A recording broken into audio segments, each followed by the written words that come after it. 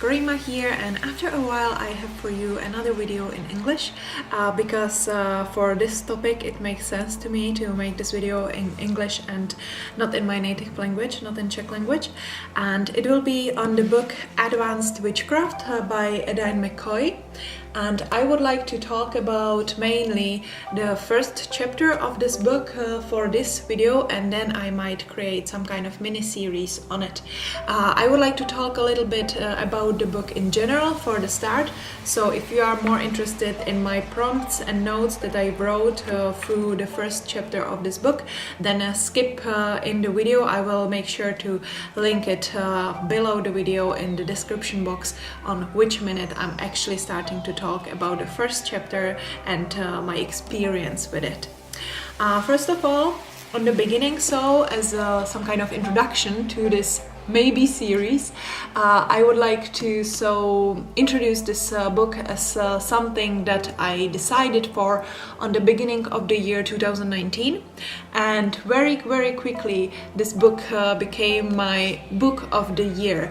In Czech language I make this kind of series that for every year of my practice, even back to the past, I made a video which is called Book of the Year, which is the book that had like a huge impact on me or like helped me to narrow my practice in some specific way during that year, and just gave me loads of stuff, was rich with the information and so on.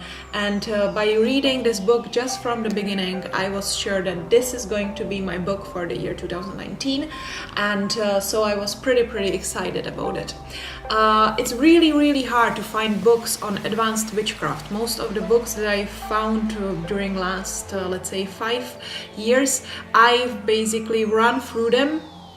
There were just few other books that I would say that I've really read from the first word to the last one, and that I went through all the exercises and every single sentence gave me something. Normally, though, most of the books that I've read lately were just containing the basic information, the starter information for every beginner. Most of the books are created in the way that they are suitable for beginner, and also a little bit giving some stuff to advanced practitioners.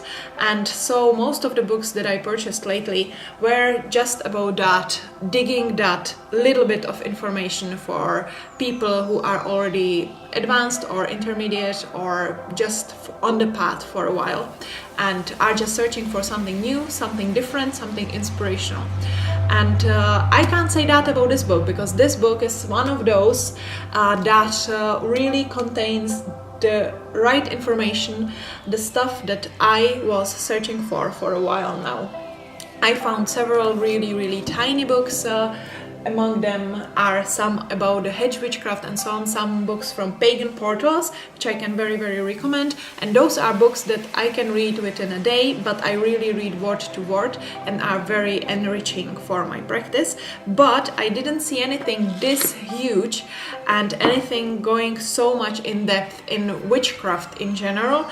That would be on advanced witchcraft. So I'm super happy that I found this book, and I'm really satisfied with the content so far. Also, just to make a note aside, I purchased this book sometime like in March, as I said, and it came to me right after Ostara, and on that Ostara Edain McCoy died. So this book was on the way to me just when the author passed away, and that gives it another kind of symbolical information for me, and another added value that this is one of her energies that just was sent to me and to other people right before she left to another lands. And so I'm really happy about to having it, and let's get started with what's inside. Obviously, this book is copyrighted, so I will not read any big parts of it or any huge parts or long sentences, I will just take you through my notes on this book and on its first chapter. Basically, or on the beginning, all the chapters are based on elements, or the main part of the chapter, or the main chapter itself, the folder, is elemental. So the first one is on the air. So air chapter is the one that I would like to talk about today. And then there's 4 more chapters ending with the spirit. So hopefully you can be looking forward to me to talk about this longer. What I love on this book is that there's really like, this is not Wicca 101. This is nothing that would be telling you how to do the baby steps, how to do the first steps, or how to gain that kind of self-confidence to practice your rituals. It counts with that you are a witch for 10, 20 or even 30 years or more, which is absolutely fabulous. Though on the beginning of every under chapter or like a sub chapter from that air chapter was always written something in the way like, so when you were going through your practice and you were going through making the circle, choosing the stuff for your altar, and there's some kind of like a list written in lovely words that basically shows you what you were supposed to already been through before you will work with the content of that specific part of the chapter. So that's absolutely amazing that you can just like kind of confirm that you are ready for this, that you've been through the steps before, which is absolutely great. So here I'm just like quickly going through the preface, and let's go to the air chapter. Be sure to take some tea or some water like I did, because I believe that this will be kind of a little bit longer video, but I hope that it will be inspirational for you anyway. Okay, so the air chapters start with the advanced witch and the craft, which is still kind of introductional, and there's explained the difference between knowledge and wisdom. Knowledge is the stuff that we read from the books, that we hear from our friends, but wisdom is when we basically experience it, or that's how I see it, that's how I translate it after reading this chapter, or basically I did already before that as well. And the wisdom is the knowledge in practice. Wisdom is the ability to be critical to your knowledge, and so on. So that's one of the basics here. And right on the beginning, on the 7th page, we have here a question and the space to fill. Here it is. And the question is basically to define advanced witchcraft as we see it, as we view it at the moment. And one of the very, very interesting questions that is among this big topic is, what are you? There's not who are you, there is what are you, and that's like quite cool question. I didn't answer that in my notes. I basically answered what is advanced witchcraft for me on the beginning of this book. So the date of entry is 24th of March 2019, and I wrote here like several notes. Advanced witchcraft, based on my opinion, is knowing your body and mind and feelings, caring about them and keeping them healthy. Advanced witchcraft is understanding the source of inspiration and also of peace within and without. Advanced witchcraft is turning into nature's cycles, or tuning into nature's cycles, and hearing her needs not only on the spiritual level. Advanced witchcraft is deepening the self-love, self-knowledge, and self-development through studying, experience, and shadow work. Advanced witchcraft is living in the moment as my true self, connected to everyone and everything around. So that was my answer on the beginning of this chapter, and then I wrote loads and loads and loads of notes through the next pages. Also, what I mentioned here was then mirrored in the text, which made me really, really happy that I was kind of on the same wave with the author. One thing though that I didn't like that much is that the author's approach to the gods, or maybe God or some kind of deity that is called the creator or creators. And I am personally on the side of Darwinism in my perspective on evolution of the humankind and human beings. So that's not totally matching my personal practice because so far I view this author as a creationist, as somebody who sees gods as the creators, not the nature and Darwin's kind of tree of the species and so on. So that's one note that could be interesting for you if you were ever thinking about this philosophical question: how does the witch view the rise or the existence itself, or the beginning of the life of humankind.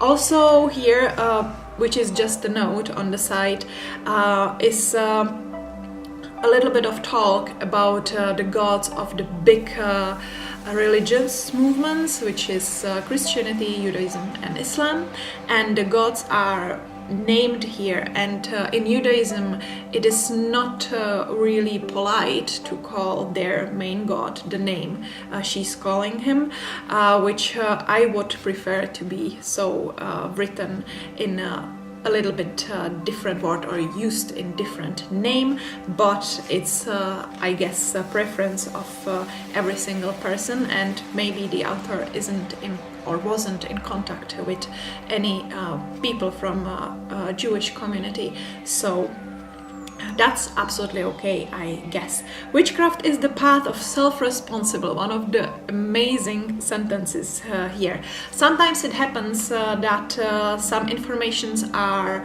over and over said again, basically nearly in the same sentences, but I understand that it's because of the author is first counting with that the person who approaches this book had to go through many books where the person was just jumping around searching for valuable information, and second that the things that she's repeating are quite important anyway, and are always refreshing you her point of view or helping you to grab the whole topic then easier.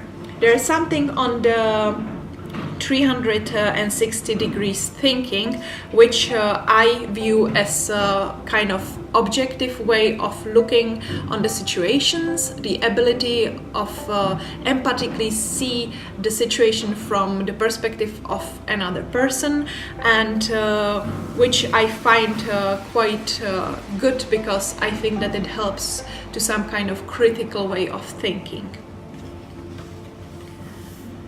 Everything you know is wrong. Another amazing information here. Through the text, sometimes there appear some questions. Loads of questions here are pointed towards the need of jumping into some fire talks and angry talks and trying to give your own truth to others and to push them to see the world through your eyes or the same way in the end. And these questions for me are not that reliable because of I believe I'm out of this grid, but I will get to it later on again.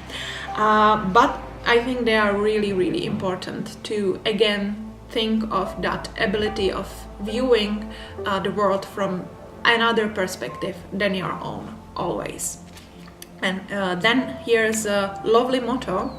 The secret is that there is no secret, and the only universal truth is that there is no universal truth, which basically concludes what I was just talking about.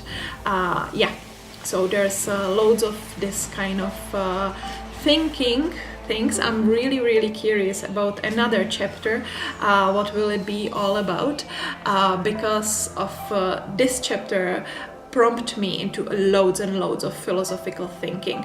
I've read it during, let's say, 3 or 4 days, even though I went word to word and I really made the notes and underlined it and everything, underlined it and so on. I needed afterwards at least a week to just work it in my mind, and then I decided that I will make a video about it, because I just wanted to have captured that moment after the first chapter, after the air chapter, and to see the development through the other chapters. Another part here is the process of living as an advanced witch. Here's a lovely picture about elements and about explanation of the difference of magic and mysticism, that when we are going through the path of mysticism, that I find a little bit more my path. We are going kind of upwards towards the gods, and when we are working magic, we are drawing the power from the sky, from the world, from the gods, and from the other worlds, which don't have to be always necessarily up there, but based on this kind of picture, it works that way. Here, though, is the elements structure a little bit different than I view it. The earth is on the bottom, which I see as well. Then there's water, and then based on this author, there's fire and then air. I view fire as the top part, but why not? And we shall see, I think, that through the other chapters, because we are starting here with the air chapter, and we are basically going down with that magic kind of way. We shall see how does it work through this book, the structure of the elements in this way. Yeah. After the conclusion of these elements, there's also a list of what should the advanced witch do, what should be her doings and her views and so on.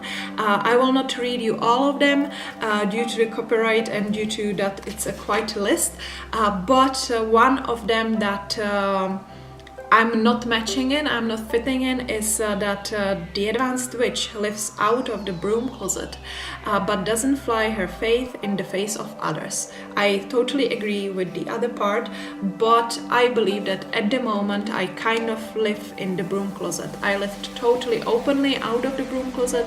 I lived totally closed in the broom closet, and at the moment I guess that I'm somehow in the broom closet, even though I'm making YouTube videos, which is quite interesting.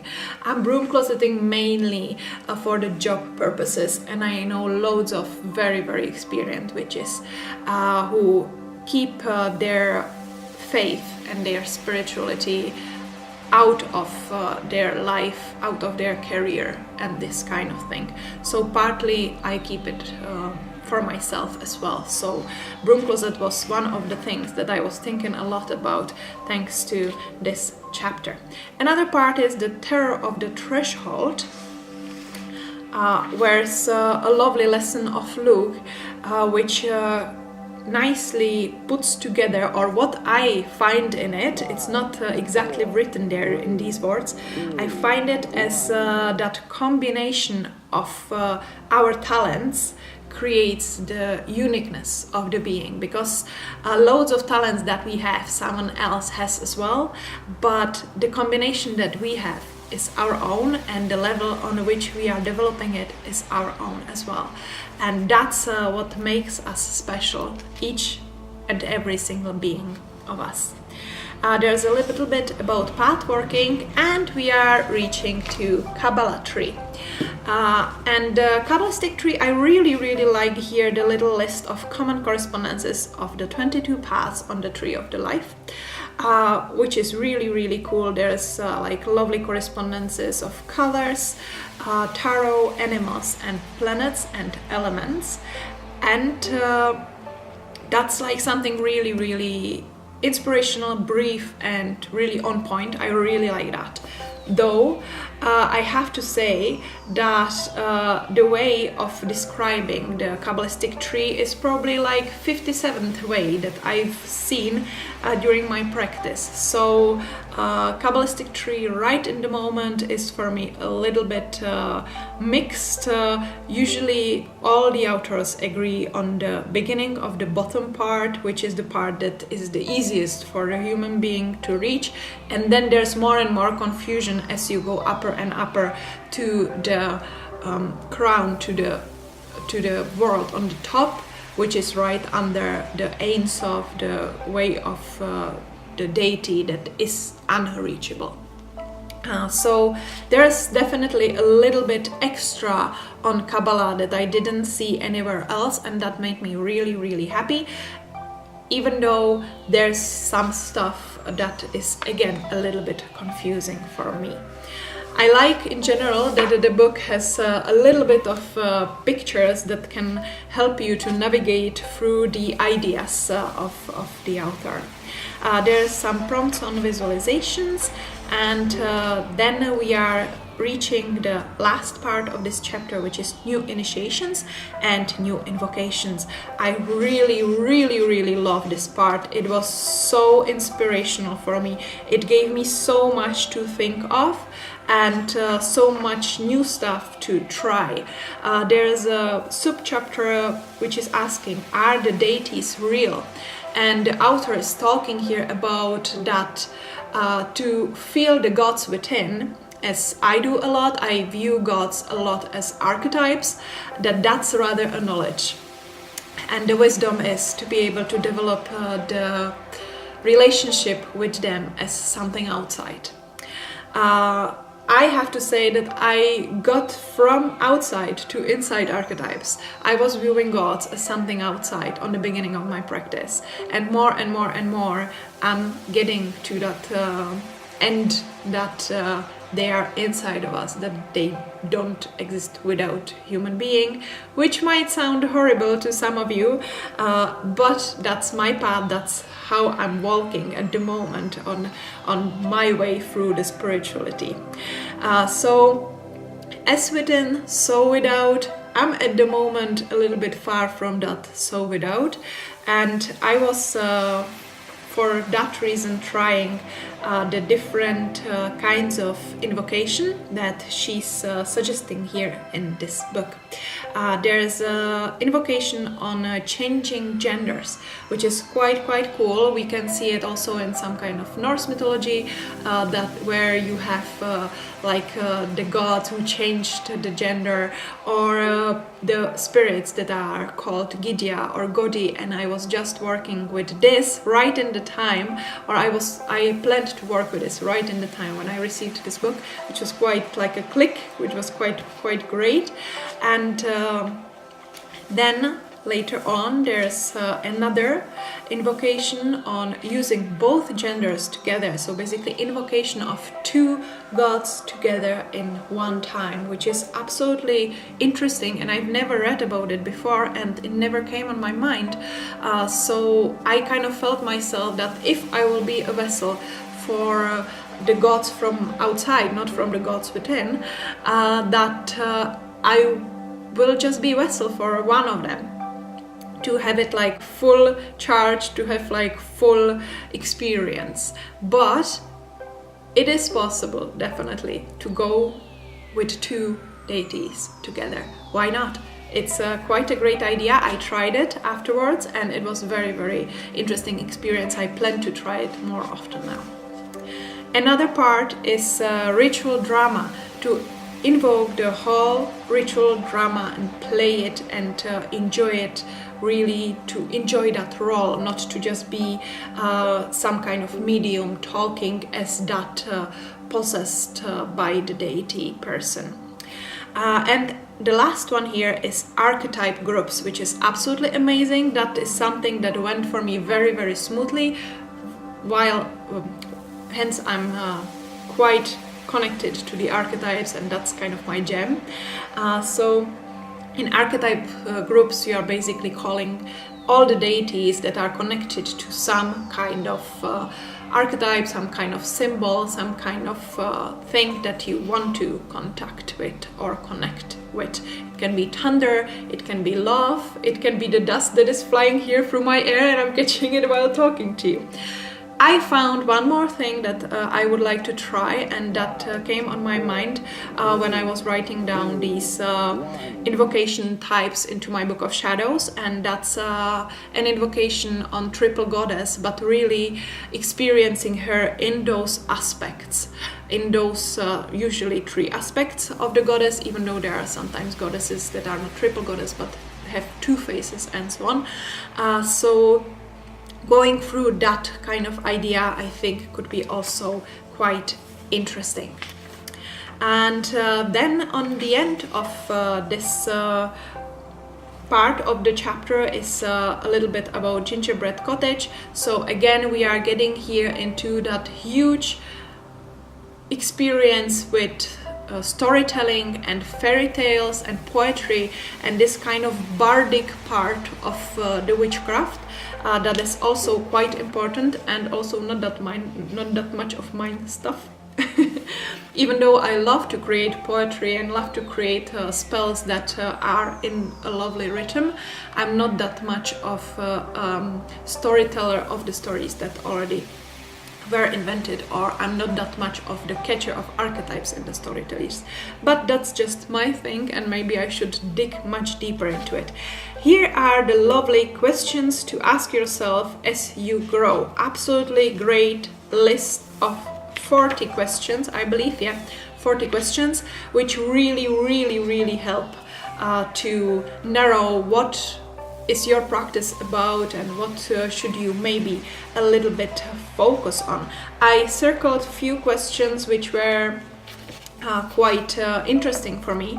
One of them was how much 360-degree thinking do you feel you've mastered? And I believe that I mastered too much. I just see everything from all the perspectives, and it brings me loads of troubles time to time. Then is what is your household like, your job atmosphere, and this kind of things, because that's another thing that I find very important for the practice. And does the word different imply to you a value judgment? Do you think of different as better or worse, or is different just different? For me, different, since I'm a YouTuber, loads of people who contact me are immediately telling me, hi, I'm me and I'm different. And it never brings anything good. So for me, different is a little bit worse, even though it should probably be just a word as any other word. Here's a little bit on the dedication. So if you ever did like a dedication ritual on the beginning of your practice, when you decided that you will be talking to some specific gods, or that you will be learning about witchcraft and paganism, or that you will be nice to the nature and you will just work through like topics on the environment, you can now definitely make also a dedication on continuing in another chapter, that is the advanced practicing.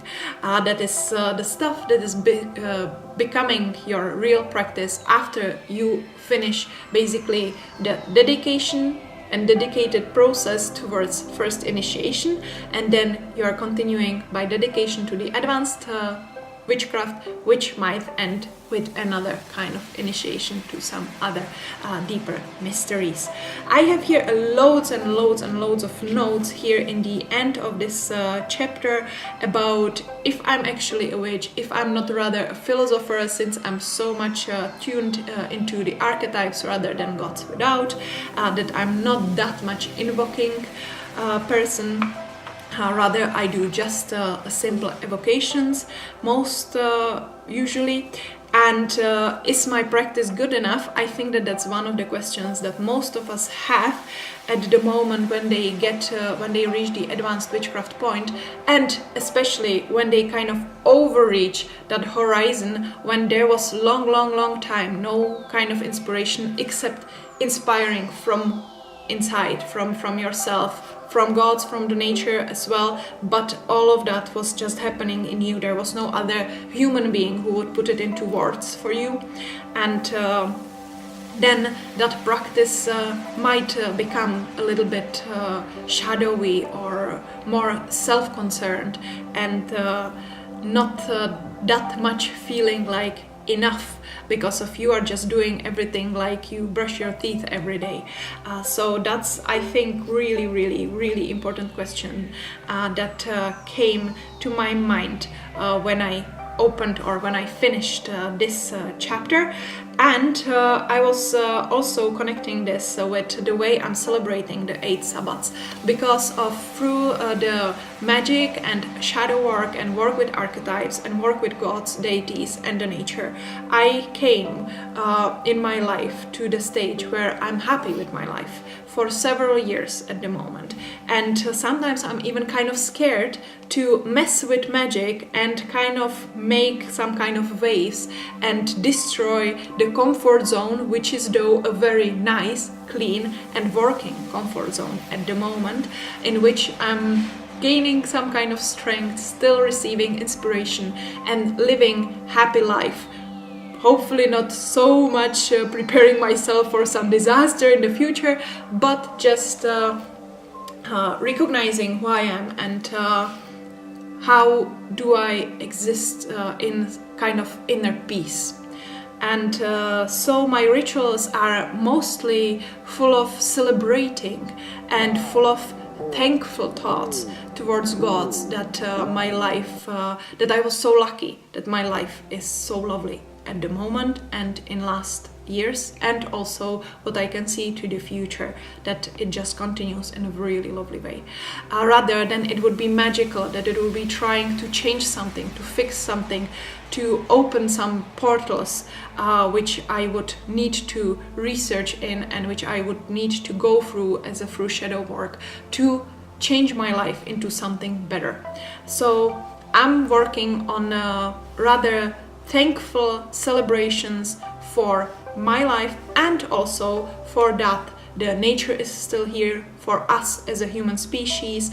I'm trying to do my best to offer the nature the tender way of existing in it, against the normal kind of living against environment, basically in nowadays lives. So that's kind of my way of practicing at the moment, and with that came loads and loads of questions, because in this way I'm rather appreciating who is doing the actions to support the nature on the physical, material realm, rather than that I would be invoking the gods and trying to change my personal life in any kind of way.